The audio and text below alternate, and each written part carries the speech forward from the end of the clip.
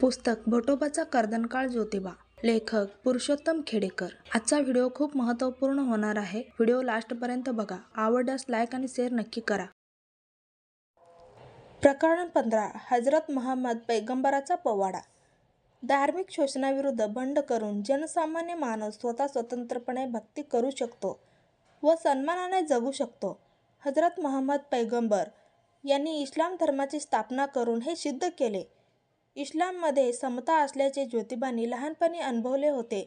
त्यामुळे जगातील पहिला व एकमेव मराठी भाषेतील पोवाडा हजरत मोहम्मद पैगंबरावर ज्योतिबांनी लिहिला।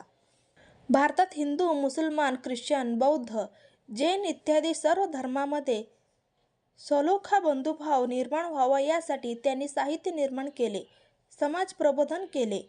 महम्मद झाला जहामर्द खरा, त्यागिले संसारा सत्यासाठी।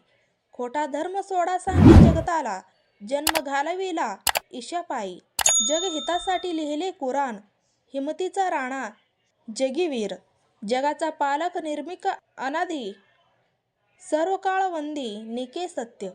मन केले धीट धरिले उमद, नाही भेदभाव ठावा ज्याला। हजरत मोहम्मद पैगंबर पवित्र कुराण व इस्लामाची तोंडओळख हिंदू धर्मीयांना होऊन सामाजिक व धार्मिक समंजसपणा निर्माण व्हावा हे ज्योतिबांचे प्रयत्न होते। त्यासाठीच त्यांनी हे लिखाण केले। महात्मा फुले यांनी देशाच्या स्वातंत्र्यानंतर भारतात भट ब्राह्मण मंडळी हिंदू मुसलमान वाद उभा करतील याचा अंदाज होता। यासाठीच त्यांनी देशाला शिवरायांचे सर्वधर्म समभाव धोरणाचे उपयुक्त होईल असे मानले। बहुजन समाज अज्ञानीच राहिला। महात्मा ज्योतिबा फुले हे प्रखर बुद्धिप्रमाणवादी होते, तत्ववेत्ते होते, चिकित्सक होते। अशा माणसाने शिवरायावर व मोहम्मद पैगंबरावरच पोवाडे रचले। यातून आम्ही शिवरायांचे मुस्लिम धोरण समजू शकतो।